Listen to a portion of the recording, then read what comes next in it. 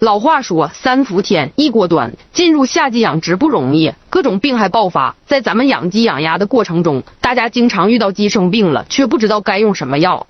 那今天呢，我给老铁们推荐一款，不管是霉菌、真菌、细菌还是病毒病引起的，都可以使用的万能鸡药，它就是瘟疫清。它可以防治110种疾病，像常见的沙门氏菌、大肠杆菌、支原体感染、鸡瘟、流感、新城疫、鼻炎、喉炎、支气管炎，通通都管用。